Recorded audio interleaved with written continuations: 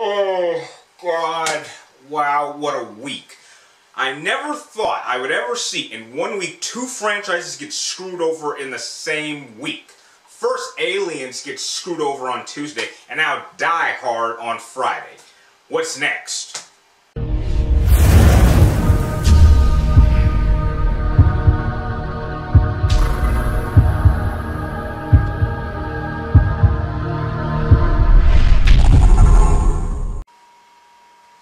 A Good Day to Die Hard is the 5th installment in the Die Hard franchise, and this time it has John McClane, who is once again played by Bruce Willis, going to Moscow, Russia, or I believe it's Moscow, Russia, as he attempts to help his son, who's apparently gotten into some trouble. And shortly after he arrives, it turns out that his son is a CIA agent who is trying to protect this witness who is trying to protect who has access to some files that involve the Chernobyl incident, and then when they get there, it turns out that it's not about the files, and the villains keep switching every 10 minutes, and as you can tell, I really don't know what the hell the plot is, but that's probably a lot better than what you'll get if you do see this movie. I'm just gonna come out and say it, Die Hard was terrible. I mean, this Die Hard was just terrible. Nothing about it worked.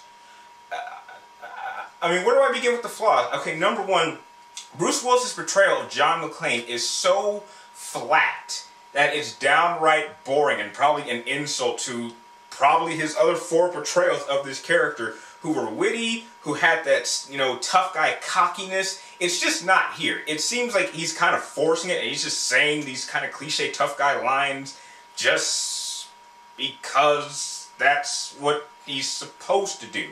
It just feels forced, and it doesn't feel natural.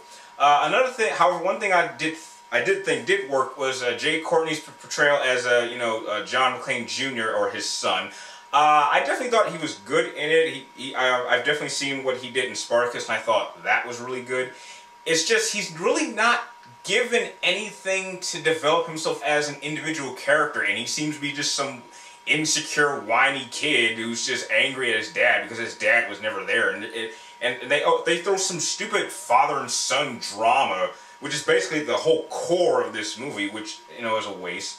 Another thing that this movie has is that it's an hour and a half long, and so the action is fast-paced, and so you really don't even get a lot of time to see these characters outside of danger. It's like, okay, we have maybe 2 minutes, we're walking somewhere, next thing you know, tons of shooting. Okay, now we're done shooting, let's have a quick talk. Oh, we're going to another place, we're going to do some more shooting. And then at the beginning of the movie, literally, John McClane's not even in Russia for maybe 10 minutes, and then there's this really, really long car scene where cars are being torn apart, and you really get to see how John McClane really has no disregard for human life when he starts driving over cars, just simply saying, oh, sorry, I accidentally ran you over and killed you. I mean, and he just keeps going, and it just drags out longer than it should be. Probably one of the longest car chases I've ever seen, and one of the most boring. Another problem that this movie has is that there's no central villain. It's like this movie has like 6 villains, and there's constant twists about people betraying other people and people having different motivations, and it's just like, look, stick to one villain, one motivation, put these 2 in a situation, have it have tension, have it have suspense, and you got a Die Hard movie. I mean, how hard is that? Now, I know that some people were complaining that Live Free and Die Hard was kind of an insult because that was PG-13, but trust me, I personally enjoyed Live Free or Die Hard just as much as Die Hard with a Vengeance, which is the 3rd one, which is 10 times better than this one. This one makes Die Hard 2 an instant classic, and that is not a compliment. Just, if you're a fan of Die Hard, just avoid this one, and just hope that if Die Hard 6 comes out, that it becomes this new Die Hard trilogy's Die Hard with a Vengeance, because that is how I'm taking A Good Day to Die Hard. It is simply the Die Hard 2 of this new trilogy, and that is why I'm going to give this one an F+. The only reason I'm not going to give it an F- is because, alright, now we know where this franchise stands that much so that the next Die Hard has that much more to work for, and I hope they get a director that knows just what the hell they're doing.